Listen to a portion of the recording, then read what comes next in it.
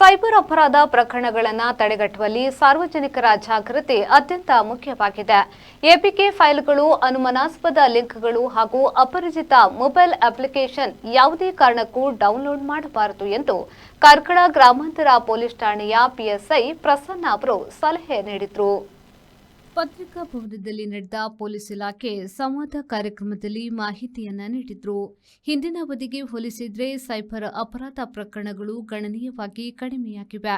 ದಾಖಲಾದ ಪ್ರಕರಣಗಳಲ್ಲಿ ಸುಮಾರು 80% ಪತ್ತೆ ಕಾರ್ಯ ಯಶಸ್ವಿಯಾಗಿ ನಡೆಸಲಾಗಿದೆ.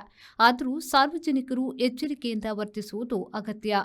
ಅಪರಿಚಿತರು ಕಳುಹಿಸುವ ಎಪಿಕೆ ಫೈಲ್ಗಳನ್ನು ಕ್ಲಿಕ್ ಮಾಡುವುದರಿಂದ ಮೊಬೈಲ್ನಲ್ಲಿರುವ ವೈಯಕ್ತಿಕ ಮಾಹಿತಿ, ಬ್ಯಾಂಕ್ ಖಾತೆ ವಿವರಗಳು ಹಾಗೂ ಒಟಿಪಿ ಮಾಹಿತಿಗಳು ದುರುಪಯೋಗವಾಗುವ ಸಾಧ್ಯತೆ ಇದೆ ಎಂದು ಹೇಳಿದರು.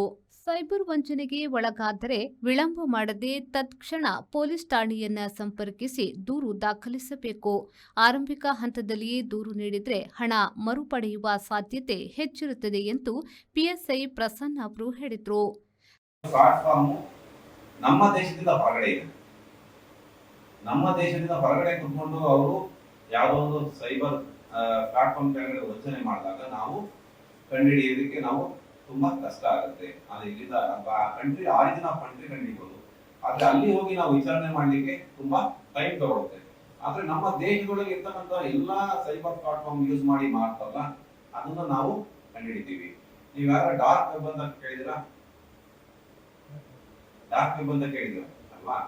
ನಾನು ಗೂಗಲ್ ಪ್ಲಾಟ್ಫಾರ್ಮ್ ಅಲ್ಲಿ ಯೂಸ್ ಮಾಡಿ ಎಲ್ಲಾ ಮಾಹಿತಿಗಳನ್ನು ನಾನು ತೆಗೆದು ನಾನು ಮಾಹಿತಿಗಳನ್ನ ಕೊಟ್ಟು ಅದನ್ನೆಲ್ಲ ಮಾಹಿತಿನ ಒಂದ್ ಕಡೆ ಸ್ಟೋರ್ ಆಗಿರುತ್ತೆ.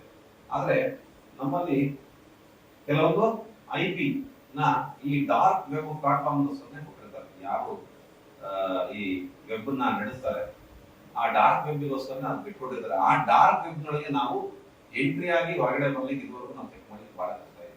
ಕೆಲವೊಂದ್ರಲ್ಲಿ ಮಾತ್ರ ನಾವು ಕಂಡಿದ್ದೀವಿ ಹೊರತು ಆ ಡಾರ್ಕ್ ವೆಬ್ ನಲ್ಲಿ ಆಗ್ತಕ್ಕಂಥ ವ್ಯವಹಾರಗಳ ಬಗ್ಗೆ ಅದು ಗುಪ್ತವಾಗಿ ಆ ಏನು ನಡೆಸ್ತಕ್ಕಂತಹ ಸ್ಪೇಸ್ ಕೊಟ್ಟಿರ್ತಾರಲ್ವಾ ಆ ಕಂಟ್ರಿಗಳು, ಅವ್ರು ಮಾತ್ರ ಅದನ್ನ ಚೆಕ್ ಮಾಡ್ಬೋದು ಹೊರತು ಆ ಡಾರ್ಕ್ ವೆಬ್ ಪ್ಲಾಟ್ಫಾರ್ಮ್ ನಲ್ಲಿ ನಾವು ಯಾರನ್ನು ಚೆಕ್ ಮಾಡ್ಲಿಕ್ಕೆ ನಾವು ಸಾಧ್ಯ ಇಲ್ಲ.